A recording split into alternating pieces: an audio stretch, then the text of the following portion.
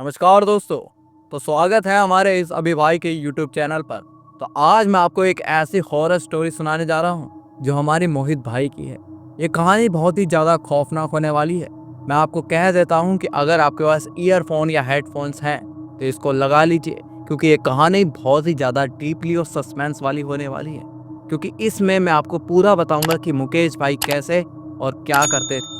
तो मुकेश भाई बहुत ही ज़्यादा इंजीनियरिंग की पढ़ाई उन्होंने ख़त्म कर ली थी। बस वो ट्रेनिंग का काम कर रहे थे।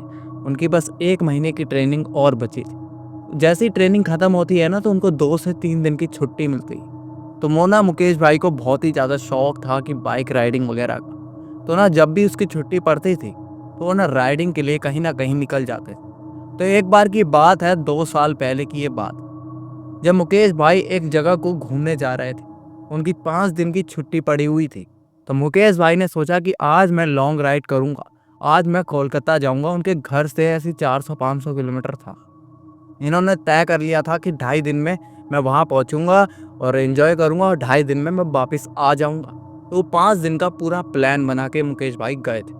तो मुकेश भाई को ना बहुत ही ज़्यादा एक्साइटेड थे। उन्होंने कहा कि यार मैं सारा प्लान वगैरह जो भी था सिस्टम उनका, उन्होंने बैग वैग जो भी पैक करना था वो सारा कर लिया।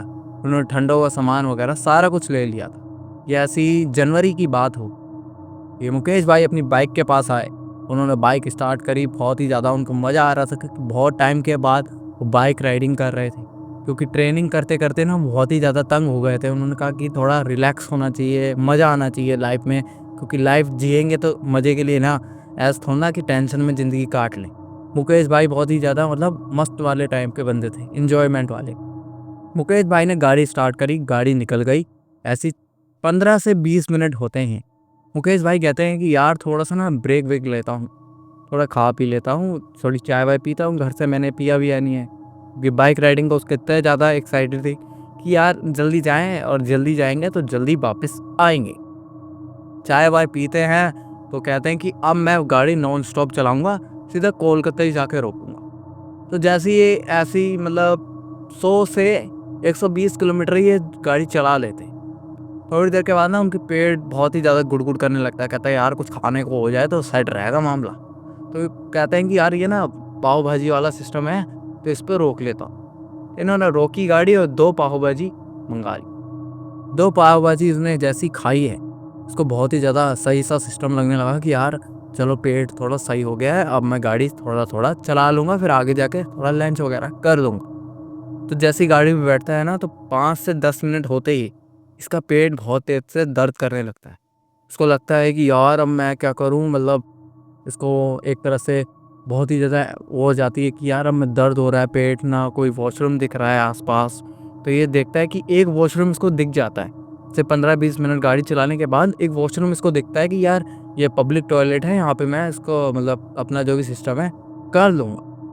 तो जैसे ही वो वहाँ पे बाइक खड़ी करता है और अंदर की तरफ जाता ही है, जैसे ही वॉशरूम में बैठता है कि अब मैं रिलैक्स हो जा रहा हूँ और जो भी सिस्टम है हमारा कर ले रहे हैं। तो जैसे ही करने बैठता है, थोड़ी देर के बाद ना इसको पायल की आवाज़ आने लगती है। वो कहता है यार ये तो मेल टॉयलेट है, इसमें फीमेल क्या का क्या क्या काम है फीमेल का यहाँ पे। जैसे ये सोच ही रहा होता है कि लाइट ना जलने और बुझने सी लगती है।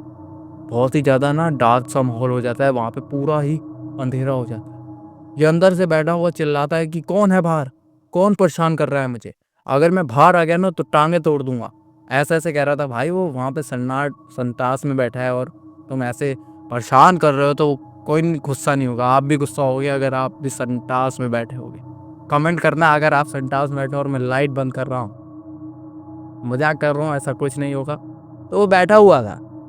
जैसे ये बाहर आता है, देखता है कि यार वहाँ तो कोई भी नहीं है, और इसका पेट फिर से गुड़गुड़ करने लगता है कि यार मैं यार फिर से बाहर आ गया हूँ, फिर से ऐसा हो रहा है।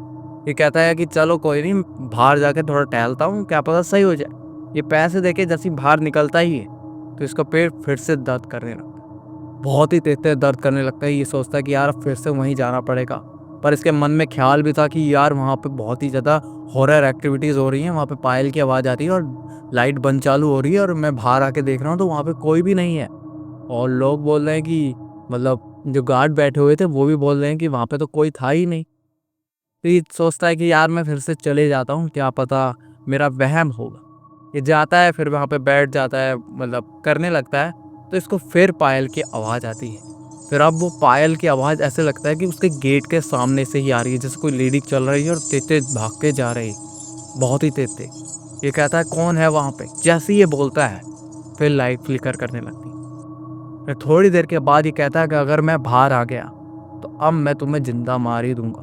क्योंकि उसको बहुत ही ज़्यादा दिमाग ख़राब हो रहा था, कह रहा है यार कौन है मुझे जो बार-बार परेशान कर देता है।